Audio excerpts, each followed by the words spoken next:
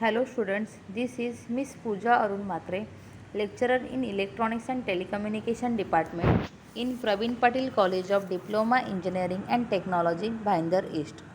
Today's topic is CND chapter number 3 Physical Layer part 3. Learning course outcomes are types of multiplexing. Third type is the time division multiplexing TDM. In this, we will learn about the advantages of TDM, disadvantages of TDM, applications of TDM, types of TDM, synchronous TDM and asynchronous TDM.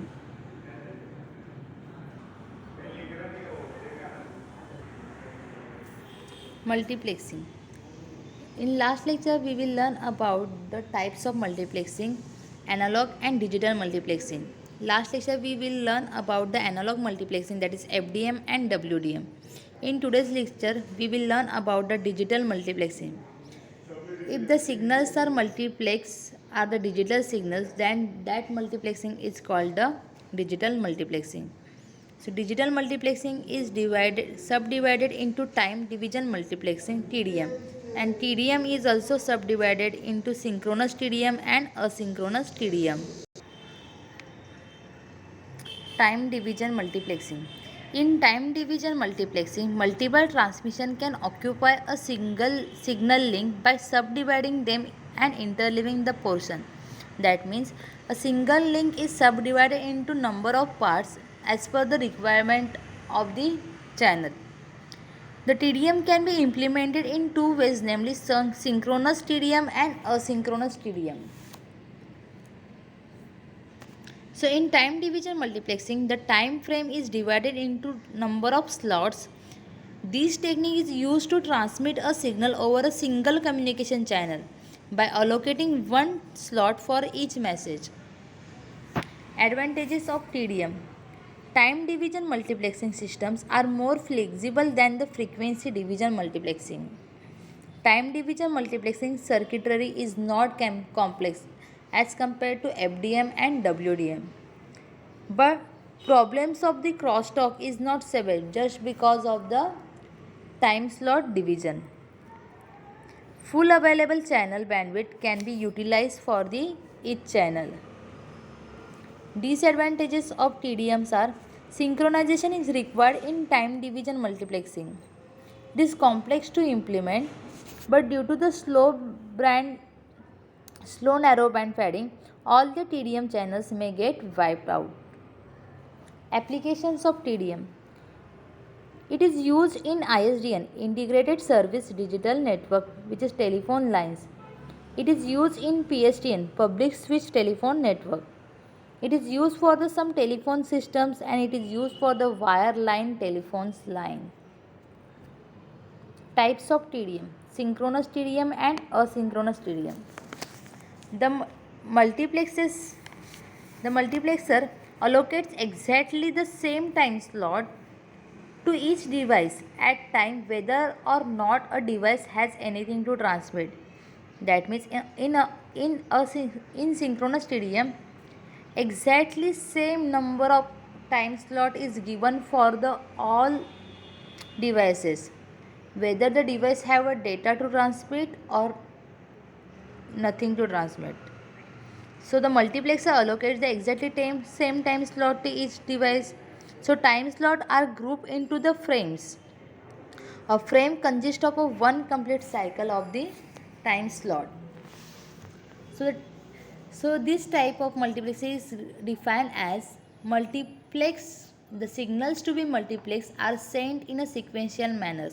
That means exactly the same time slot is given for the all devices, and all the signals are grouped together to make a frame, and a frame consists of one complete cycle of the time slot. So this process of multiplexing is used order to utilize a common transmission channel or a medium to transmit more than one signal simultaneously. So TDM is the multiplexing process. In TDM, all the signals to be transmitted are not transmitted simultaneously. Instead, they are transmitted one by one. So thus each signal will be transmitted for a very short time.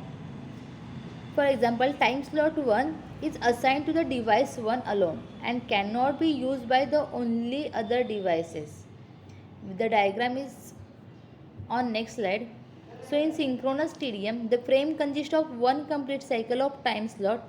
Thus the number of time slots are frame is equal to the number of inputs. Here the figure shows the working of the synchronous TDM.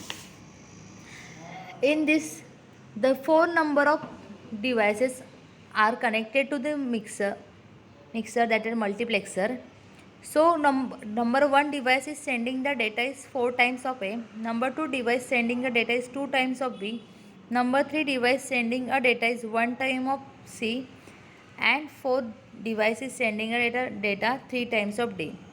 So multiplexers divide the number of inputs as a number of time slots. So 4 inputs and 4 time slots in each frame. So frame 1 transmit a data of all the first bit of the all devices, that is A, B, C, D. Second frame sends a data of all the second bits of the all devices, that is A, B. Third device don't have a second bit, that's why the frame 2 third bit is empty, but the time is occupied by that frame. Third frame sends a data third bit of the all devices. Fourth frame sends a data fourth bit of the all devices, but the only frame 4 sends a signal A. Only device A has a 4 bit, other rest of the other devices don't have a 4 bit. That's why the fourth bit of all the device, that is 2, 3 and 4 is empty.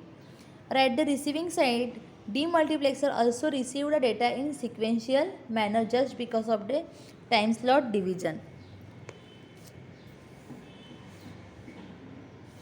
Advantages of and disadvantages of synchronous TDM. Advantages of synchronous TDMs are: it is relatively simple, but it is commonly used with ISDN, Integrated Service Digital Network.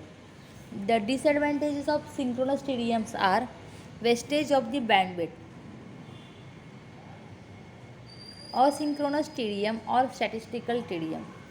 In asynchronous TDM, catch slot in a frame is not dedicated to the fixed device. Each slot contains an index of each device to be sent to and message.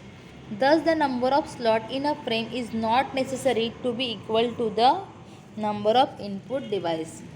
That means in asynchronous, it is not necessary to equal to the number of input device is equal to the number of time slot. So more than one slot in a frame can be allocated for the input device. So asynchronous TDM allows a number of lower speed input lines to the multiplex to a single higher speed line, which is shown in next slide figure. So asynchronous TDM, also called a statistical time division multiplexing. And in asynchronous TDM, a frame contains a fixed number of time slots and each slot has an index of which device to receive. Here the figure shows the working of asynchronous TDM. In first figure, the multiplexer have a 4 input and the frame is not equal to the number of inputs. We can choose any number of time slots for the frame division. So in the second diagram, so multiplexer sending a data as per the time slot division. So in frame 1, it sends a 3 bits of data, that means first bit of devices, and the first bit of 4 devices is sent in a frame 2. Then second bit of first and second devices. So as per the number of slot, the multiplexer sends a data in the manner, but the data is not sent in a sequential manner as per the time slot. So the data is occupy the space and time slots, but at the receiver side, demultiplexer receive a data in sequential manner as a time of division of the frame. Advantages and disadvantages of asynchronous TDM. Advantages of asynchronous TDM are efficient use of the transmission capacity. Asynchronous TDM will only waste transmission capacity, that is equal number of the slots, when all the senders are ideal. Disadvantages of asynchronous TDM are it's much harder to provide service guarantees because the times that a user gets transmission slot which depends on the current number of active users. Asynchronous TDM cannot provide a fixed waiting time guarantee. Thank you.